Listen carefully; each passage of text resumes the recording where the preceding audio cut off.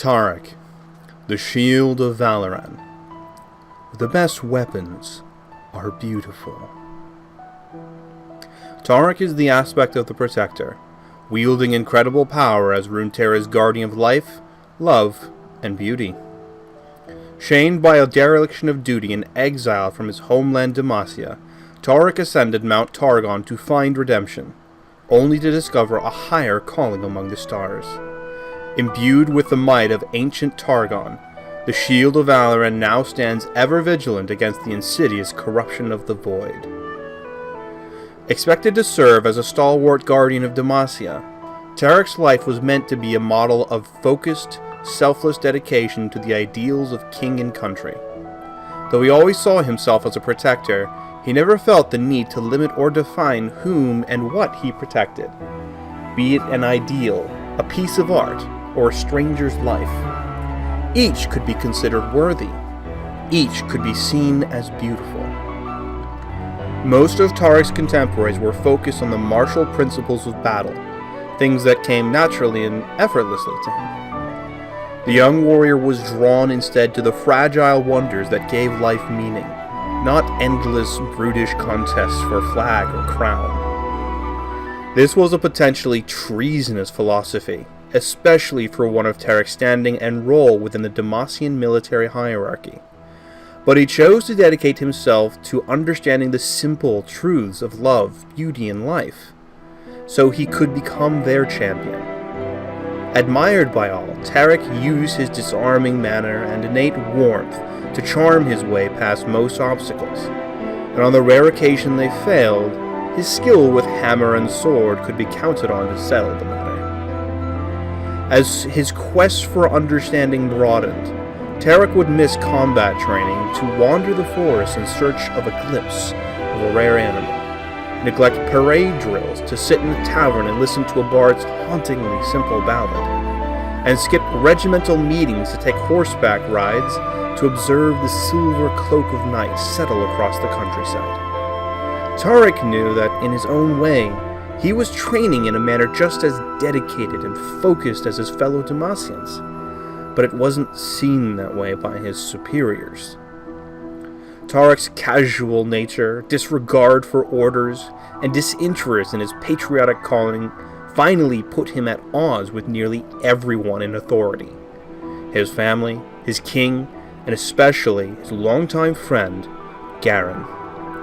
And while the commoners saw Taric as a charming rogue, Garen recognized him for what he truly was: a man with the potential to become one of Demacia's greatest heroes.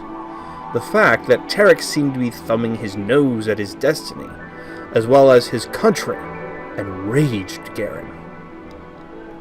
Eventually, even his former friend could no longer protect him, and Taric's military career started to crumble.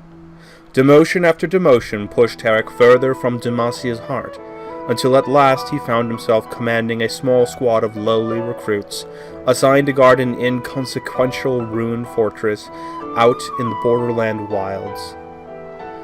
After weeks spent standing in the rain and mud as ordered, and with no threat evident, Taric decided to let his men sleep while he wandered to a nearby temple to take in its cyclopean structure. As morning lit up the temple's overgrown cloisters, Taric finally decided to head back and check on his men.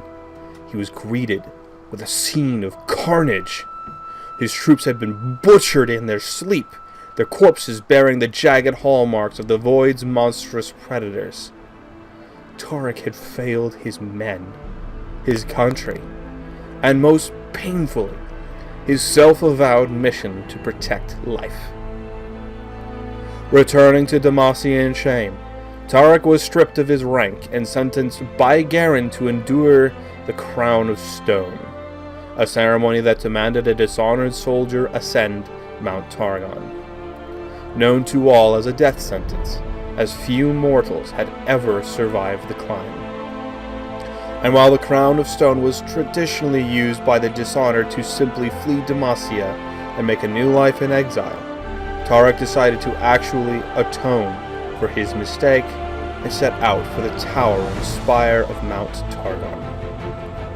The ascent nearly claimed him, body and soul, numerous times.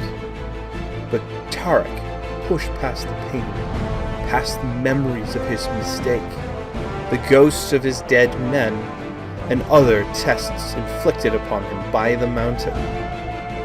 As he approached the summit, Taric was challenged by a seemingly never-ending myriad of conflicting realities, each warped existence offering a new, horrifying vision.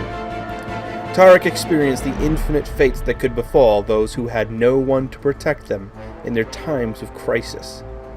He saw the alabaster library engulfed in pitch and flame, and still he dashed into the roiling inferno to retrieve the poetry of Targon. He screamed in rage as the frost guard ran the last dream stag off a blind cliff, and then leapt into the abyss himself in a desperate attempt to save it.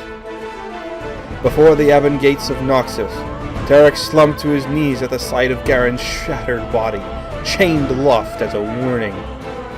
Between Taric and his friend stood the sum total of Noxus's might, and yet still, without hesitation, Taric raised his shield and drove all before him.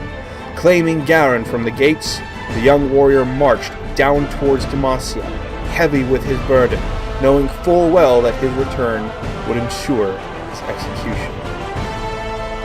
As he walked, Taric looked upward, and the blood-strewn fields of Noxus gave way to the star-filled expanse above Mount Targon. His trials complete, and freed from all illusion, Taric found himself at the pinnacle of the mountain, and he was not alone.